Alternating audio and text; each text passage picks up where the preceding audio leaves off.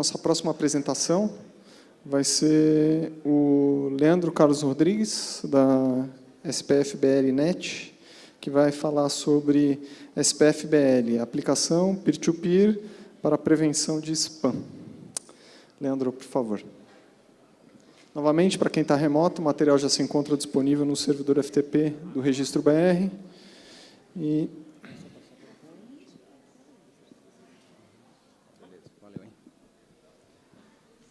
Oi, pessoal.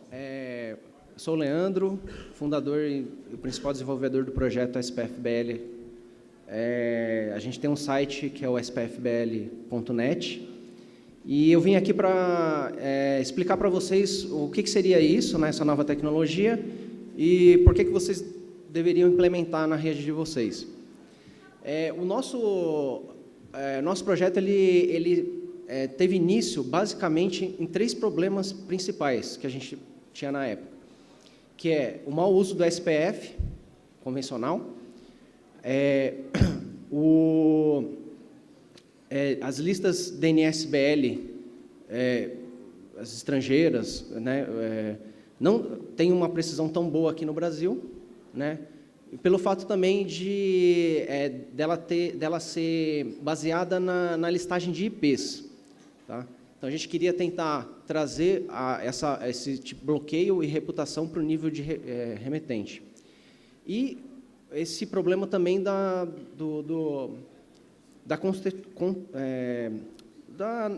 o spam nacional mesmo, né? Então, eles estão muito ligados, né? A lista de reputação deles está muito ligada com um spam que é originado lá do exterior. E isso daí acaba, para a gente, não fica tão eficiente assim, né? Então, a gente veio com essa solução. Aí, o que ele é basicamente, o SPF? Ele é um serviço TCP que vai processar requisições SPF convencional, né? Ele vai contornar alguns erros do SPF, esse motivo do mau uso, né? Ele vai possibilitar a denúncia de spam e malware. A rejeição vai ser feita direto na camada SMTP, através de bloqueios manuais, que pode ser feito pelo próprio destinatário ou pelo administrador do MTA. Tem vários níveis de bloqueio que pode ser feito aí. Tá? E a gente vai ter uma troca de informação via peer-to-peer. Tá? Então, você vai instanciar um serviço desse na sua rede, o seu colega ele instancia na outra rede, e aí os dois fazem a ligação para trocar informação de reputação. Né? E também tem o feedback para enviadores, né? Para eles saberem motivos por que estão sendo bloqueados ou estão sendo rejeitados. Só para a gente se situar aqui, o SPF, a maioria de vocês aqui já sabe, já conhece, né? Ele é formalizado pela RFC 7208. Então, o que ele é? Ele é uma definição de quais são os IPs que podem enviar e-mail de um determinado domínio, né? Aí, essa definição é feita lá no TXT, lá do DNS. Tá? Se o IP estiver lá, naquela lista, ele é legítimo, né? Vamos dizer assim, o MTA que está naquele IP, ele é legítimo para enviar aquele e-mail. Aqui, alguns problemas comuns, né, do SPF. Né? Problema de sintaxe. Né? Então, os administradores vão lá e colocam lá a informação, só que ela está com algum errinho de sintaxe e isso interrompe a entrega de e-mails. Múltiplos registros também é uma coisa que acontece assim, eventualmente. O administrador ele não percebe que já existia um registro TXT naquele DNS, e aí acaba registrando outro para complementar, né, uma informação, e isso acaba causando distorção, porque o SPF convencional ele vai olhar só um desses registros e ignorar o outro. No caso, vamos dizer que o cara coloque lá -al no final, vai rejeitar se ele estiver enviando pela nova entrada. Né? E tem casos especiais também que o registro SPF considera válido todos os IPs existentes ou uma gama gigantesca de IPs existentes. O máximo de consulta no SPF de DNS é 10. Tá? Isso também é um outro problema. Se esse limite for ultrapassado, o que vai acontecer? A mensagem vai ser rejeitada. Ele vai dar um erro lá e vai rejeitar a mensagem. O que acontece? Por que isso é um problema? Porque existe um uso excessivo de mecanismo include. O que é o mecanismo include? É um ponteiro para outro domínio. Então, em vez do administrador dizer todos os IPs que vão são legítimos para enviar e-mail daquele domínio, ele passa aquela bola para outro domínio. Então, o que acontece? Aquele outro domínio, por sua vez, pode usar também includes no dele, e assim sucessivamente. Você acaba criando um grafo, né, gigante, e pode até ter circuito fechado, e aí você acaba criando loop lá dentro. Tem vários problemas desse tipo, né? E aí, como eu estava falando, né, o responsável do domínio, ele vai lá e fala, bom, meu limite é 10, então eu vou me ater aos 10. Só que ele não está levando em consideração o limite de toda a cadeia que está depois daquele include, né? E isso acaba causando muito transtorno mesmo, muito transtorno. Então, para a gente estimular o uso do SPF, é necessário a gente fazer algumas flexibilizações na forma, né, de processar o SPF. Então, a nossa intenção é, para resolver o problema do mau uso do SPF, simplesmente a gente tentar extinguir problemas, assim, rejeições por conta de mau uso.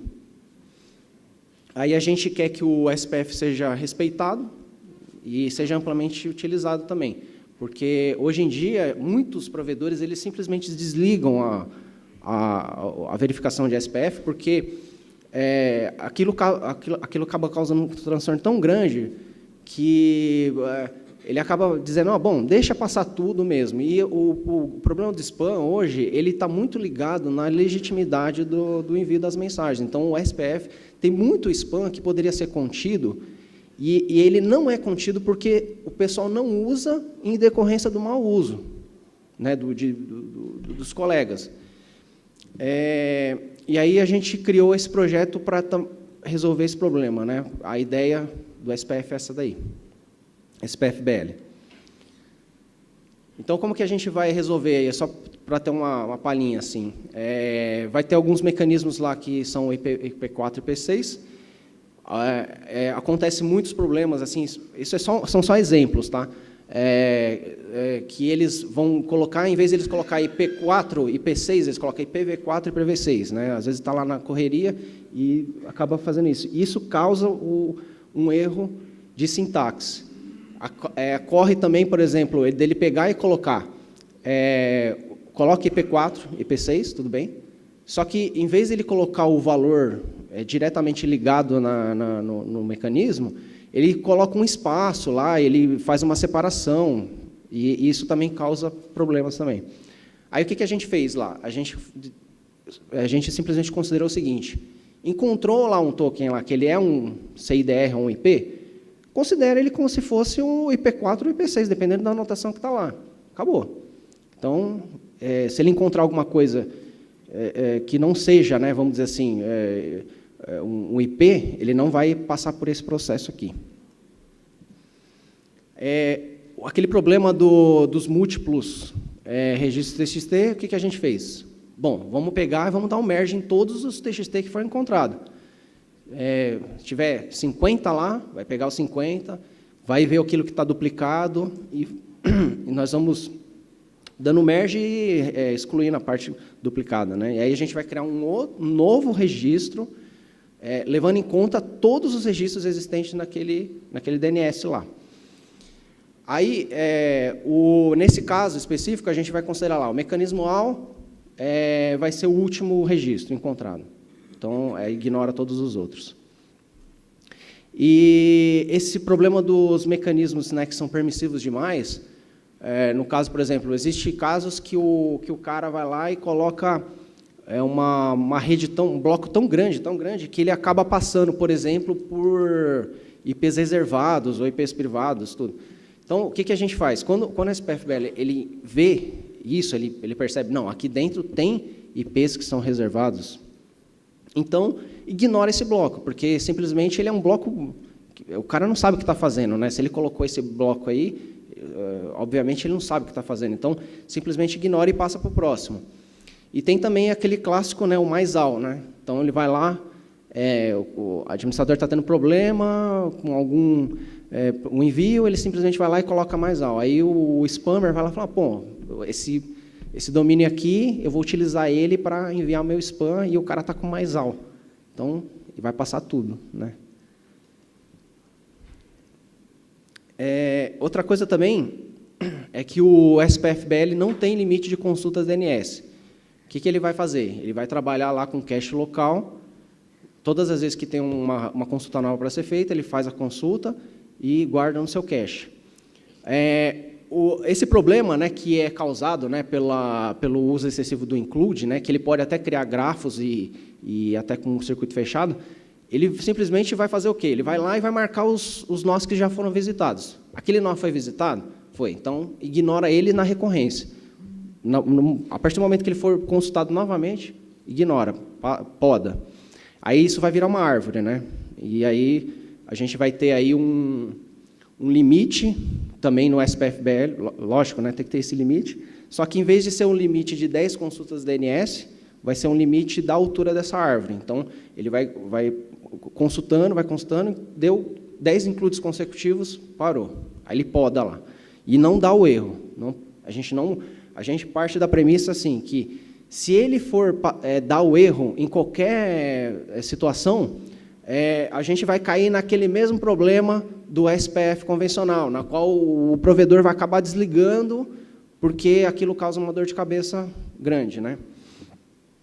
E aí a gente acaba basicamente com esses daí, né, esses tópicos aí, a gente acaba extinguindo erros no SPF-BL, tá? Aí o provedor pode utilizar com bastante segurança que o e-mail não vai ser rejeitado por erro de sintaxe ou qualquer coisa que seja. Aí a gente tem um problema também que, por esse fato, né, de não desligarem, né, a verificação, aí o domínio também fala, bom, se vocês não estão verificando, então a gente também não vai registrar o nosso SPF. Então, eles acabam deixando sem registro, TXT. O que a gente fez? A gente adotou a recomendação lá do SPF, que é o best guess. Nesse caso, todas as vezes que o SPF-BL encontrar um domínio com esse problema, ele vai utilizar o best guess. Tem também uma forma de registrar lá nele um guess específico por domínio. Então, por exemplo, antigamente, eu não sei se agora ainda existe esse problema, mas, por exemplo, o domínio yahoo.com.br não tinha registro SPF. Eu não sei, de repente pode até já ter agora. Mas, na época, isso causava muito problema, porque o que acontece? Acabava dando feio lá porque a gente usava o best guess. Aí, o best guess não, desculpa. Ele não validava a mensagem, mesmo enviando de servidores do Yahoo. Então, o que a gente fez? A gente criou lá um guess específico. Vamos registrar para yahoo.com.br, nós vamos registrar um guess lá que include yahoo.com. Pronto, passa a bola lá para o yahoo.com, e o yahoo.com vai dizer quais são os IPs que pode enviar. A consulta SPF-BL, ela é o seguinte, ela vai ser feita por 4 parâmetros. Os 3 primeiros são do SPF convencional e o outro seria o destinatário. Com essa informação adicional do destinatário, a gente consegue fazer alguns filtros aí interessantes que levam o destinatário em consideração. Tá? Então, daí que vem aquilo que eu já tinha dito anteriormente, que existem vários níveis de bloqueio, e um deles é pelo próprio destinatário. O destinatário ele pode simplesmente chegar e dizer para o sistema, ele pode interagir com o sistema através de ferramentas que são disponibilizadas pelo provedor, que aquele domínio específico não é para aceitar mais mensagem dele. Então, ele vai lá e faz o bloqueio, e o provedor simplesmente rejeita aquilo na camada SMTP. Então, todas as respostas que o SPF der, vai ser uma ação do MTA. Então, ele pode chegar e dizer, bom, isso daqui você tem que rejeitar a mensagem, isso daqui você tem que atrasar, isso daqui você tem que descartar, isso daqui, e assim sucessivamente. Aceita imediatamente, ou passa para o próximo processo, e assim por diante. Aí, como que é o sistema de reputação no SPF-BL? Ele vai trabalhar com uma distribuição binomial, onde você tem lá os valores, né, que foram enviados de RAM, que o RAM seria os e-mails legítimos, né, e a quantidade de spam num determinado período de tempo. No mesmo período de tempo, quanto de RAM, quanto de spam foi enviado. Aí você tem essa informação da distribuição. Cada consulta do SPF, ele automaticamente vai incrementar o valor de RAM. Então, ele vai supor que aquilo é uma mensagem legítima. Passando por processos internos, ele pode identificar que aquilo é uma mensagem que é um spam, que é uma mensagem ilegítima, não deveria ter sido enviado, e ele vai lá e decrementa do RAM e incrementa no spam. Ou pode também processos externos. Então, a mensagem passou, chegou na caixa postal do destinatário, ele vai fazer a denúncia através de alguns mecanismos, né, que eu vou explicar posteriormente, e ele vai fazer o mesmo processo. Ele vai identificar que aquela consulta específica ela foi incrementada como RAM, mas para puxar para o outro lado. Vai decrementar o RAM e vai incrementar o spam. Aí, com isso, você tem a possibilidade de calcular a proporção de spam daquele remetente. Então, você vai pegar lá a quantidade total de spam, dividir pelo RAM mais o spam. Você tem a proporção. O que a gente faz com essa proporção? A gente vai pegar e vai passar nessa máquina de estado aí, que bem simples, que vai flaguear o identificador específico. Então, vamos supor que a gente está usando esse sistema de reputação num determinado IP. Supondo, né? Vou restringir um IP. Pode ser por outros também, outros identificadores, mas vou focar no IP por enquanto. Então, ele vai lá, a reputação desse cara aqui, o P dele, ele sempre vai começar com green, né? Lógico, e ele vai olhar o P dele naquele momento, no momento que muda a distribuição, a distribuição binomial, ele vai verificar se essa condição mudou. Então, ele vai lá e olha, o P ultrapassou os 25%, vai para o Yellow. O P continua abaixo dos 25%, mesmo com essa mudança, não muda, vai ficar lá. Foi para o Yellow, como que ele vai retornar? Abaixo de 25%. Estando no Yellow, passou de 50%, vai para o Red. Do Red, ele só vai voltar para o Green se for menor que 25%. Então, isso daí essas flags aí que a gente bolou, ela vai servir para dizer quem é que está enviando spam numa quantidade assim absurdamente, né, inaceitável. Como que funciona o mecanismo de denúncia? Ele é feito ou pelo próprio bloqueio, né, que eu vou explicar posteriormente, ou ele pode ser feito pelo próprio destinatário. Como que funciona? O SPF-BL vai lá, faz a verificação, verifica, não tem nada de errado com esse cara, aceita. Quando ele manda aceitar, ele diz, aceita e coloca aí no cabeçalho dessa mensagem esse resultado que eu estou te passando, mais a URL para fazer a denúncia, se for o caso. Então, como vocês podem ver aí, né, ele vai aplicar esse cabeçalho aqui, received, SPF-BL, que é vamos dizer assim, uma utilização da mesmo padrão lá do SPF convencional, só que só tem o BL no final. Ele vai dar o resultado que foi do resultado do processamento SPF-BL e vai passar uma URL. Essa URL aqui, se ela for acessada, a mensagem foi denunciada. Aí você tem também os mecanismos de bloqueio. Existem vários tipos de mecanismos de bloqueio que pode ser feito. Você pode bloquear por IP, por domínio, uma zona específica. tanto a zona tanto do remetente quanto a zona do reverso desse IP, você consegue bloquear por CNPJ, porque o que acontece? O SPFBL tem uma implementação interna que ele faz a consulta no Ruiz BR. Então, no caso de você fizer algum bloqueio, por exemplo, CPF ou CNPJ, o que ele vai fazer? Todas as vezes que ele acha um domínio novo, ele vai lá verificar se tem lá na lista de domínio, não tem, fala, então, vê se existe alguma coisa no Ruiz. Aí ele vai lá e olha, tem esse daqui, e esse CNPJ aqui está bloqueado, então não bloqueia. Tá? Pode ser feito por regex, vários tipos de bloqueio específicos, e tudo a nível, né? Então, tem um nível lá do administrador do MTA, tem o nível do administrador do SPFBL, tem o nível do destinatário, o nível do administrador do domínio, tudo isso daí facilita bastante. A liberação, como que é feita? Né? Supondo que deu um falso positivo, ele vai, o destinatário ou o administrador do MTA pode simplesmente colocar aquele remetente ou IP em whitelist, só que essa liberação, essa whitelist do SPFBL, ele funciona através de validação. Então, assim, qual que é um problema que a gente tinha muito antes? Eu quero colocar um remetente como whitelist. Beleza, só que... E se um spammer estiver enviando essa mensagem e colocar exatamente, né, fraudar, né, esse remetente, então vai passar.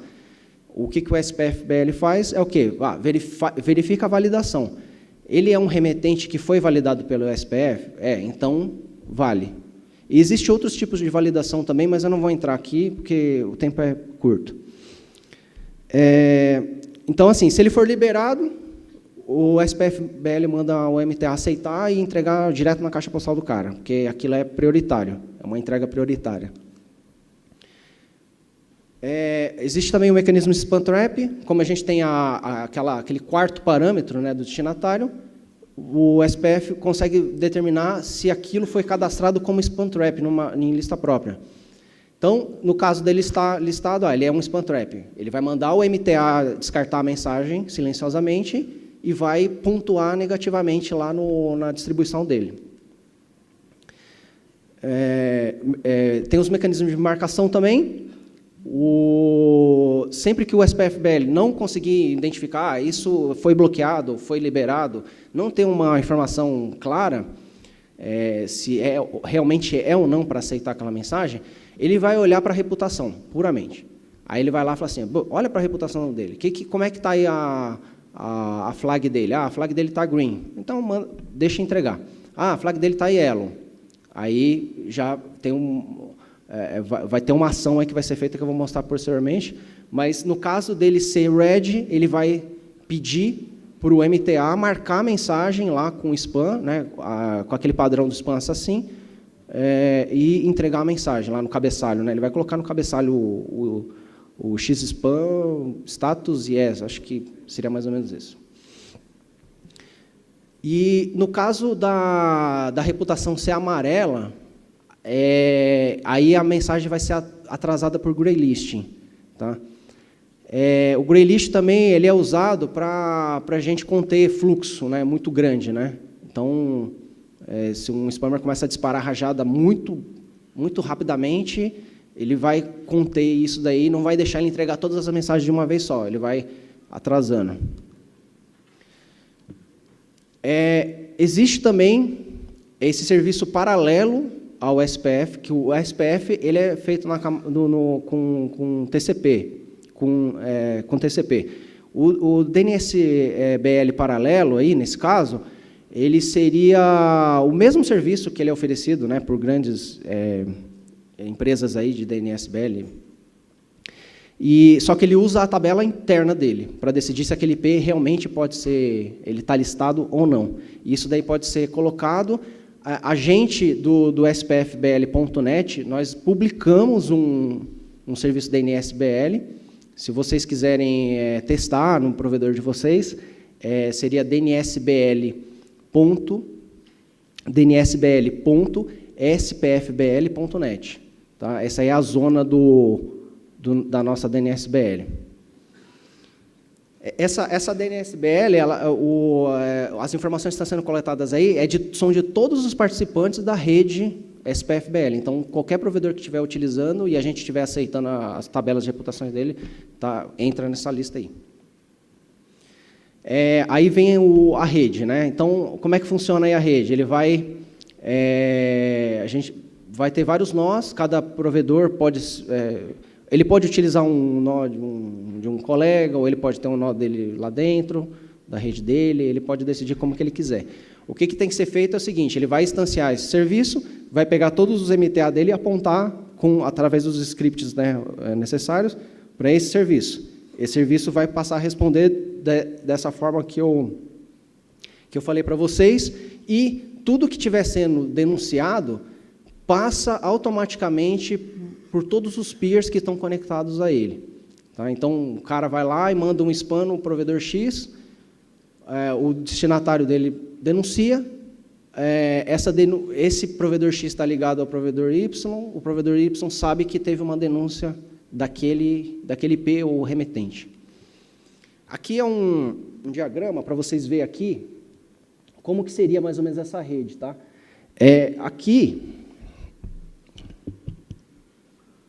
Aqui, cada bloco desse aqui é um pool. Então, você tem, dentro de cada pool, tem que ter um servidor SPFBL rodando, e você tem os MX que estão ligados a ele. Né? E aí, você vai ter os usuários que vão se ligar nas caixas postais respectivas para poder obter as informações e também passar... digamos que o provedor ele tem implementado lá a ferramenta no próprio webmail dele da denúncia.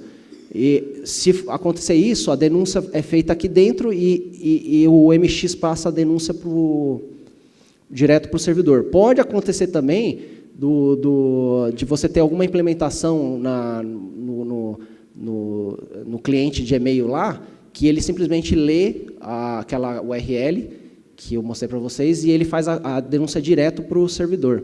Tá? Pode acontecer dessas duas formas. Aí você tem os outros pools, que vão estar ligados a ele, e toda a informação de reputação está sendo compartilhada. Então, ele vem aqui, denuncia, esse cara aqui fica sabendo. Esse aqui denunciou, esse cara aqui fica sabendo. E aí você tem também esse serviço paralelo que eu falei do DNSBL, que você pode ter alguns pools aí de DNSBL, que ele vai lá e coloca lá o servidor de DNS dele em cache para copiar essa lista, e aí vai servir os MX dele. Isso aqui é o caso do provedor decidir não usar o SPFBL, mas ele quer usar a nossa lista DNSBL para poder conter um pouco do fluxo lá do spam dele. Tá? É uma possibilidade também. Aí aqui, é só uma ideia de o que é passado nessa rede aqui. Basicamente isso, é o identificador. Então, ele vai lá, por exemplo, o IP tal, e você vai ter a distribuição binomial. Vai lá, RAM e spam. Então, aqui, por exemplo, tem 38, num determinado período de tempo, ele passou 38 mensagens que foram consideradas RAM e 340 foram consideradas spam. Então, esse cara aqui já passou dos 50% e já foi listado. Né? Só para vocês terem uma ideia. Então, isso aí tudo é compartilhado.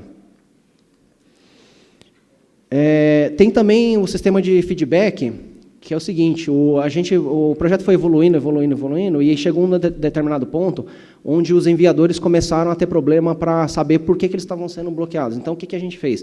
A gente criou um prefixo, tá, de rejeição específico para quem está usando o SPFBL. Se o SPFBL mandou o MTA rejeitar, o MTA ele é obrigado a utilizar esse prefixo para que o enviador saiba por que ele está sendo pontuado.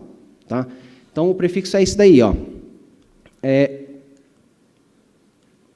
5.7.1 SPFBL, espaço aqui, SPFBL, espaço, a mensagem. Aí a mensagem, o provedor vai determinar qual que é a melhor mensagem que determina qual é a providência que tem que ser tomada para ele parar de ter essas rejeições. Tá? E por que a gente criou isso na camada? Aí a gente criou isso na camada SMTP.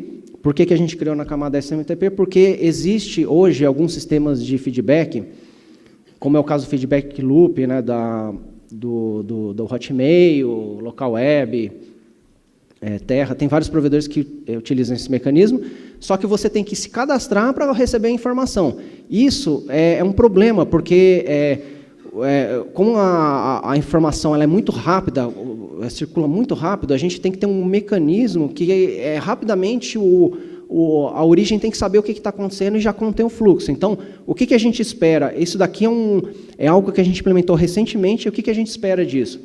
Que comece a existir um incentivo para que o provedor da origem comece a monitorar esse tipo de rejeição com esse prefixo e conter o fluxo daquele remetente específico.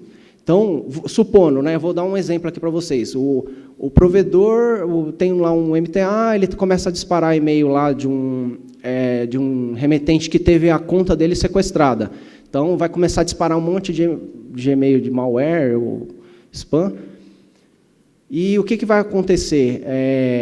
Às vezes, nem o destinatário sabe, o remetente sabe o que está acontecendo. E até eles descobrirem, o estrago já foi feito, o IP já foi listado e tudo mais. Então, o que a gente espera com isso? Que isso daí é uma suposição, a gente não sabe se vai acontecer realmente, mas é isso que a gente espera. Que se comece a criar mecanismos de monitoramento que sejam capazes de identificar esses prefixos e, automaticamente, congelar a conta específica que está enviando aquele e-mail. Tá? O que a gente vai ganhar com isso? Muita coisa. Simplesmente, a gente consegue conter o fluxo indesejado na origem, tá? Se isso acontecer mesmo. Bom, é isso daí, gente, e se vocês tiverem alguma pergunta...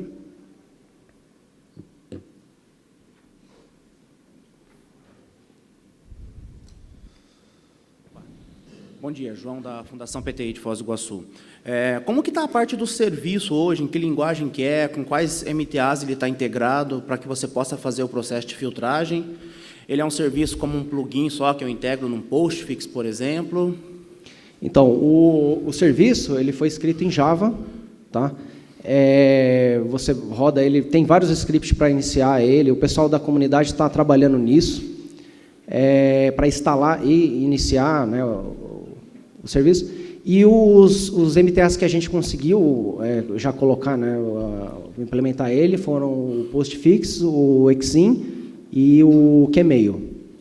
E como que está a base de usuários hoje? Tem bastante gente utilizando? Tem bastante gente utilizando. A gente está com uma base aí, a gente não sabe exatamente quantos são, mas são cerca aí de 20 a 30 provedores ou empresas, né? Também tem empresas também utilizando o serviço, e passando essa informação, compartilhando essa informação com a gente também. E o processo de remoção, caso, por exemplo, um IP seja inserido na base ali, comece a ser rejeitada, sei lá, uma conta foi comprometida, acabou levando o meu MX para cair numa lista. O processo de remoção, qual que é a política de vocês? A remoção em 24 horas, pede remove, tem custo, como funciona? Então, se o bloqueio for feito pelo serviço SPFBL, você vai ter essa rejeição lá na camada SMTP e vai ver esse prefixo aí. Se você vê esse prefixo, significa o quê? Resolve esse problema. Mas tem esse caso que você falou, que eu fui listado na DNSBL, que é outra coisa, né? É um serviço paralelo. Como que a gente está trabalhando para fazer o delete disso? Você olha lá a reputação que tem uma ferramenta em HTTP que a gente disponibiliza, você olha, vê o percentual, né, aquele P, né, que eu tinha mostrado, o percentual, a proporção de spam que foi identificada, você vai trabalhar para reduzir aquele percentual. Como que você faz isso? Olhando nos logs do MTA e identificando quais tiveram aquele prefixo e aí punindo determinados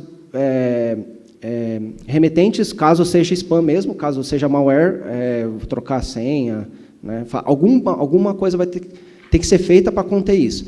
Aí, uma vez contido, o que vai acontecer? Esses pontos eles vão expirando com o tempo. Tá? O máximo de tempo que ele fica é 7 dias.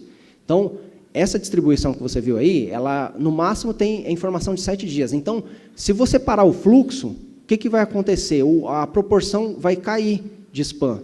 E aí o RAM vai continuar na mesma proporção, mas o spam vai cair. E aí você fica abaixo dos 25%, que aí passa a ser aquela flag green. Sim. E aí, nessa flag green, você consegue mandar desbloquear o IP. Tá. Mas então não existe um plano futuro de um desbloqueio imediato, por exemplo? Através de algum pedido, através de algum ticket com vocês? Então, não existe essa necessidade, por quê? Porque todo o processo é feito lá pelo HTTP. Então, você vai lá e você mesmo resolve o problema. Você só precisa se ater a essas informações, né, que são passadas na camada SMTP, reduzir aquele percentual. Reduzindo o percentual, vai ter dois casos. Tá? É que eu não fui muito detalhista aqui, porque o tempo é pequeno. Né? Então, vai ter dois casos lá. Vai ter um caso onde o IP, além de estar com a reputação ruim, ele foi bloqueado também. E tem o caso que o IP simplesmente só está com a reputação ruim, mas não foi bloqueado. Então, o que vai acontecer? No primeiro caso que teve o bloqueio, vai precisar de uma ação do dono do IP. Ele vai ter que ir lá fazer uma solicitação para enviar uma chave para o postmaster daquele reverso. No segundo caso, onde esse problema é puramente de reputação, ele sai sozinho da lista. Uma vez que ele passou por green, acabou, não está mais listado. Ok, obrigado. Bom dia, Marcelo. Eu já sou usuário do SPF-BL aí. Parabéns pelo projeto, está funcionando muito bem. Opa, obrigado. Semana passada a gente teve um caso curioso, parece que o registro estava mexendo no Ruiz, e isso comprometeu o blacklist por CNPJ lá.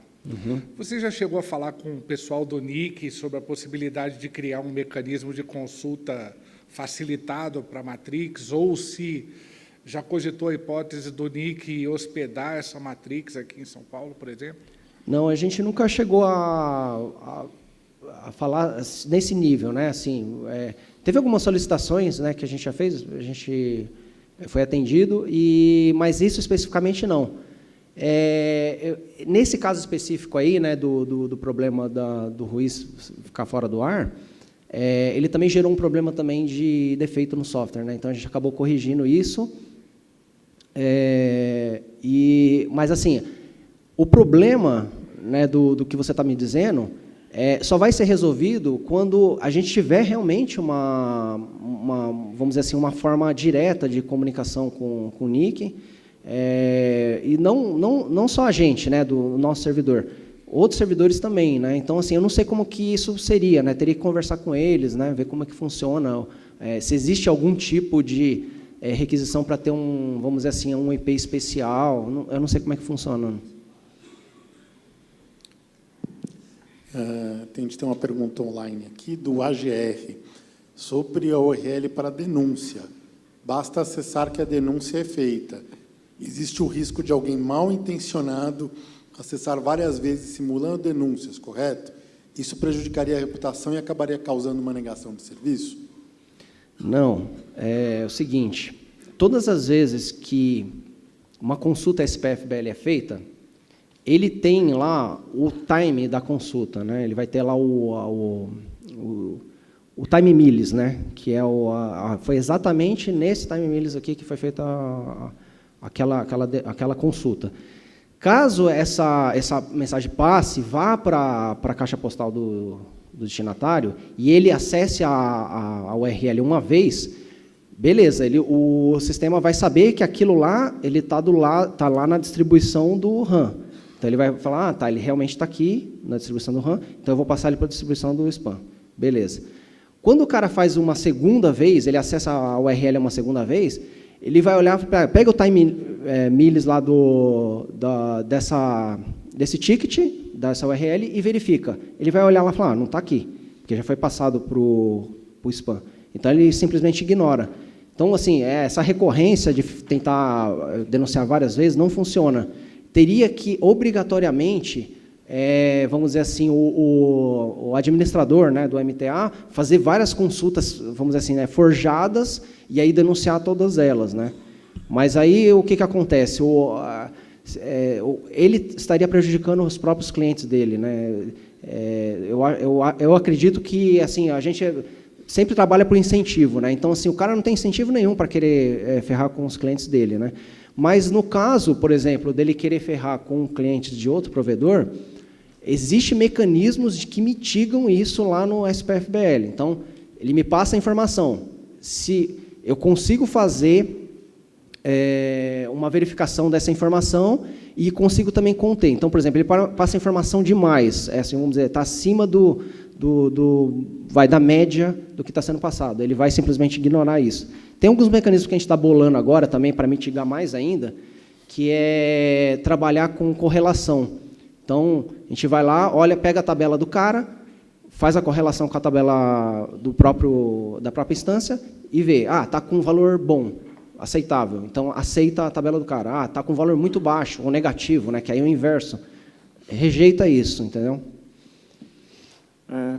Próximo. Leandro, bom dia. Opa. Meu nome é Anderson, também participo do SPF-BL já há algum tempo, né? Só correspondendo, o rapaz perguntou da blacklist, existem alguns outros mecanismos que a gente faz. Quer dizer, se o teu site se o teu domínio, o teu MTA for listado, existe a possibilidade de você já dar direto para ele um formulário onde ele preenche e já vai para uma whitelist automática. Eu, por exemplo, eu faço isso lá no meu provedor, né? Então, se alguém for listado, ele já recebe na mensagem de retorno dizendo, olha, você foi listado em tal local, clique aqui e seja liberado. Parecido com o que já faz algumas blacklists internacionais. Isso tem mitigado bastante os problemas, né? A gente tem tido assim uma faixa de... Hoje a gente já deixou de utilizar outras blacklists ou outros mecanismos de anti-spam, e estamos usando somente o SPF-BL. De 30 milhões de e-mails mês, a gente tem tido problemas de falso positivo na faixa aí de 200 e-mails, talvez. Né? E quando cai alguém em blacklist que não é para ser blacklist, esse formulário resolve.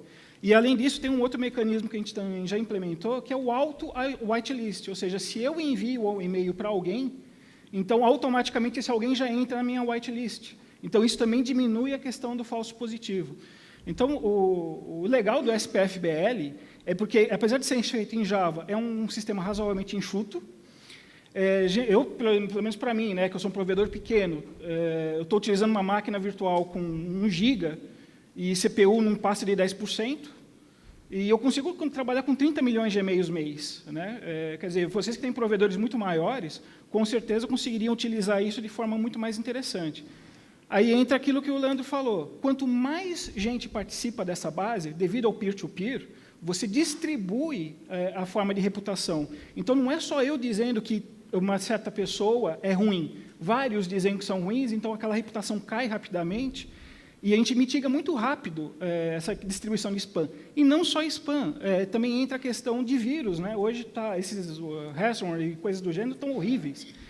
Com a base do SPF-BL, isso cai bastante, né? Porque no mesmo dia que você começa a receber muitos envios de uma mesma origem ou de origens semelhantes que têm aquela característica, vários provedores já começam a denunciar, automaticamente isso já se distribui na base e você já começa a parar de receber. É muito interessante isso. Né? Quer dizer, às vezes é interessante que de manhã eu começo a receber 2, 3 e-mails de vírus, de uma nova origem, por exemplo, que nem teve agora esse negócio da Chapecoense, começou a entrar vírus da Chapecoense, né, para distribuir. Eu recebi 2 de manhã, à tarde já não foi mais nenhum. Aí eu fui ver na base o que estava acontecendo, eles estavam sendo bloqueados, automaticamente, quer dizer, não precisou muita atividade nem minha. O próprio fato da distribuição peer-to-peer contribuiu com isso. Beleza?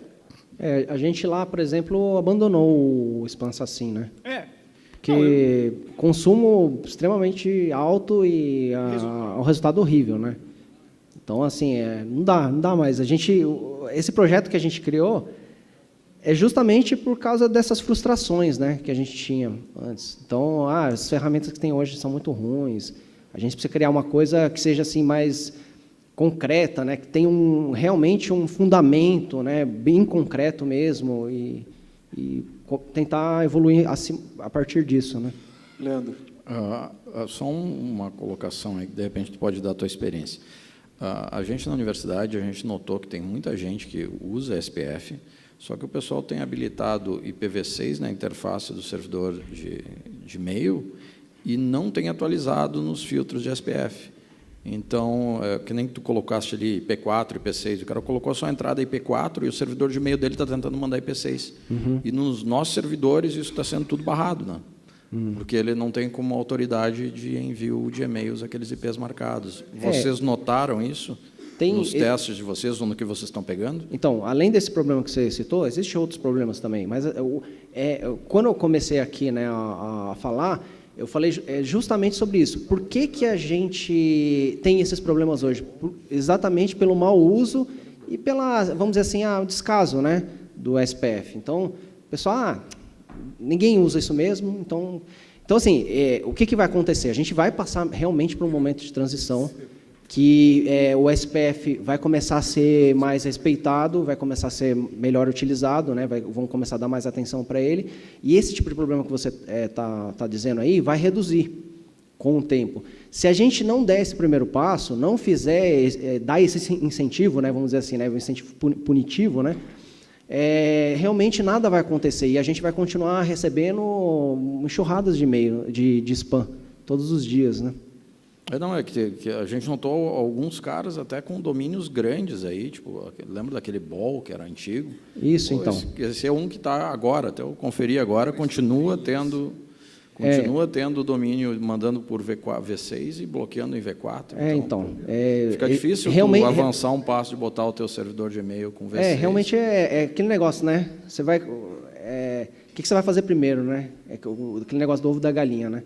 O que você vai fazer primeiro? Você vai punir para o cara fazer o negócio certo ou vai esperar o cara fazer certo para depois você começar a punir? Só para ver se tivesse algum mecanismo para a gente, sei lá, notificar esse pessoal. Que tu manda lá para o root e-mail, vai tudo para o... Então, eu acredito que até com esse evento aqui vai ser até... vai acabar conscientizando mais que, assim, tudo que precisa ser feito é olhar para esse prefixo aí de rejeição.